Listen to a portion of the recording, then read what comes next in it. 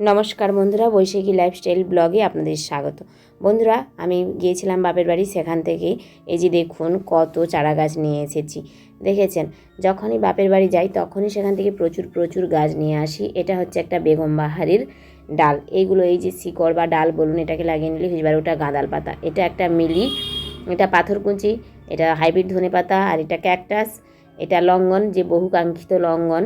সবাই বলে আমাদের ভারতবর্ষে নাকি লঙ্ঘন হয় না, কিন্তু অনেকের বাড়িতেই হয়। আর ওটা হচ্ছে সজনে ডাঁটা, 12 মাসি সজনে ডাঁটা ডাল। এটা কুঁদরির ডালটাকে কেটে নিয়ে এসেছি এভাবে। এটা অ্যালোভেরা, এটা তো বললাম মিলি। আর ওদিকে রয়েছে দুটো বেগুনের চারা। চলুন বন্ধুরা, এখন আমি এগুলো লাগিয়ে নিই। এই যে মিলিটা, ওটা আগে আমার এখানে দুটো কালার ছিল, ওটা আরেকটা অন্য, তাই নিয়ে এসেছি। এই যে এত গাছ নিয়ে এসেছি, এগুলো সবই আমি এখন টবের মধ্যে লাগিয়ে নেব। দেখুন বন্ধুরা, এই যে ক্যাকটাসটা, প্রত্যেকটি গাছ আমি মাটির মধ্যে দিলেও এই ক্যাকটাসটাকে আমি বালিতে দেবো, কারণ ক্যাকটাসগুলো বালিতেই ভালো হয়। ওগুলো যেহেতু মরুভূমির গাছ, সেহেতু ওগুলো বালিতেই ভালোভাবে বেড়ে উঠবে, তাই আমি ওগুলো বালির মধ্যেই লাগাচ্ছি। কারণ মাটি দিয়ে লাগালে যদি প্রচুর পরিমাণে জল জমে রয়ে যায়, তাহলে গাছগুলো মারা যেতে পারে। আপনারা আমার মতো কে কে গাছ লাগাতে ভালোবাসেন আমাকে অবশ্যই কমেন্ট করে জানাবেন। আমি তো গাছ লাগাতে ভীষণ ভালোবাসি। আর দেখুন, এই যে আমার সমস্ত গাছগুলো লাগানো হয়ে গেছে। এই যে বেগুন চারা দুটো বলেছিলাম, সাদা বেগুনের চারা, সেগুলো এখন আপাতত এই ছোটো টবের মধ্যে দিয়ে ওগুলোকে বাঁচিয়ে তুলব। দেখুন, প্রত্যেকটি গাছই আমার লাগানো কমপ্লিট। দেখেছেন, এই যে লঙ্ঘন গাছগুলোকেও একসঙ্গে দিয়ে রেখেছি। আর এই যে গাঁদাল গাছ, পাতার গাছটাকে আমি ওই ক্যাপসিকামের টবটাতেই আপাতত দিয়েছি। জানি না কতগুলো গাছ বাঁচবে, তবে যদি কয়েকটাও গাছ বাঁচাতে পারি, তাতেই আমি খুব আনন্দিত হব। এই যে অ্যালোভেরার গাছ আমি অনেকবারই করেছি, কিন্তু অ্যালোভেরাটা কেন জানি না আমি বাঁচাতে পারছি না। আর এই যে এতগুলো গাছ লাগিয়েছি, এর মধ্যে সবথেকে ভালো কোন গাছটা লাগছে জানো? এই ক্যাকটাসটা। বেগম বাহারটাকে দিয়েছি এই টবে, আর সজনে ডাঁটাগুলোকে দিয়েছি ওই যে ওই টবটাতে। আর কুঁদরির গাছগুলো একটা টবের মধ্যেই দিয়েছি। আশা করছি ওটা থেকে কিছুদিনের মধ্যেই নতুন চারা তৈরি হবে। দেখুন, পরপর সমস্ত গাছগুলো লাগিয়েছি, জানি না কটি বাঁচবে। আপনারাও কি আমার মতো এরকমভাবে যেখানে যান সেখান থেকে গাছের ডাল বা গাছের চারা সংগ্রহ করেন? আমি তো যেখানেই যাই সেখান থেকে যেন একটা গাছের ডাল বা চারা পেলেই যেন ভীষণ সুখী। দেখুন কত গাছ লাগিয়ে নিয়েছি আমি। আর এই গাছগুলোকে আপাতত আমাকে কোনো ছায়াযুক্ত স্থানে রেখে দিতে হবে, নাহলে এই গাছগুলো বাঁচাতে পারবো না। আর গাছ তো লাগানো হয়ে গেছে, এবার গাছগুলোতে খুব ভালো করে জল দিয়ে দিতে হবে।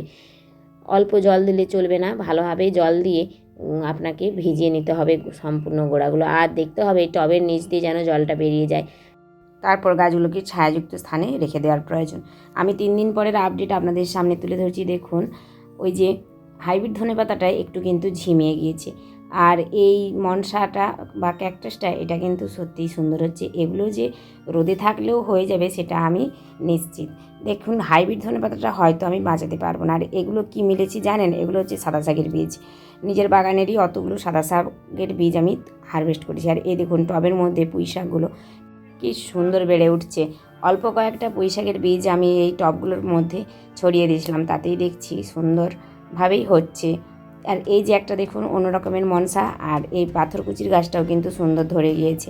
এবার চলুন আপনাদের দেখায়। অ্যালোভেরাটাও মোটামুটি মনে তো হচ্ছে হয়ে যাবে। তবে এই যে মিলির গাছটা দেখছি একটু লাল হয়ে গেছে। আর সব থেকে এই কুঁদরি এবং সজনে ডাঁটাটা নিয়ে চিন্তা নেই, কিন্তু লঙ্ঘনটা হয়তো নাও বাঁচতে পারে। এই যে ক্যাপসিকামের বীজ ফেলেছিলাম, সেটা দেখেছেন গাছগুলো ভালোই হচ্ছে। নয়নতারা কিন্তু সারা বছরের ফুল। আমার এখানে এখনও ফুটছে পিটুনিয়া, নয়নতারা, শীতের যত রকমের ফুল সবই ফুটে চলেছে, এবং তার সঙ্গে ফুটছে গোলাপ। হ্যাঁ বন্ধুরা, এখনও ভালোই গোলাপ ফুটে চলেছে। দেখুন 3টে গোলাপ ফুটেছে। আর এই অ্যাডেনিয়ামের কথা তো বলাই যায় না, এ তো সবসময় ফুল দিয়ে চলেছে। আর এই যে দেখুন একটা নতুন ফুল ফোটা শুরু হয়েছে, সেটা হচ্ছে এই যে 10টার মণি, থোকা থোকা। এই যে চায়না রোজ বলুন বা যাই বলুন, ছোট ছোট্ট 10টার মণি। দেখেছেন আমার এখানে কতগুলো 10টা মণির কালার রয়েছে। এটা গোলাপি, এরকম থবাই, আর এটা লাল, এবং সিঙ্গেলও রয়েছে অনেকগুলোই। দেখুন কি সুন্দর লাগছে না? আপনারা যদি চান যে সারা বছর ফ্রিতে কোনো ফুল পাবেন এবং বাগানটি খুব সুন্দর সাজানো থাকবে, তাহলে 10টা মণি কিন্তু আপনারা লাগিয়ে নিতে পারেন। আর এই গাঁদার বীজগুলো এইভাবেই আমি ফেলে দেবো ওর গোড়াতে, এতেই কিন্তু হয়ে যাবে নতুন চারা। আজকের মতো আমার ভিডিওটি এখানেই শেষ করছি। আমার ভিডিওটি যদি আপনাদের ভালো লেগে থাকে ছোট্ট একটা লাইক করবেন, আমার চ্যানেলটিকে সাবস্ক্রাইব করে আমার পাশে থাকবেন এবং পারলে অল্প পরিমাণে 2-1 গাছ লাগিয়ে নেবেন। আজ আসি, টাটা।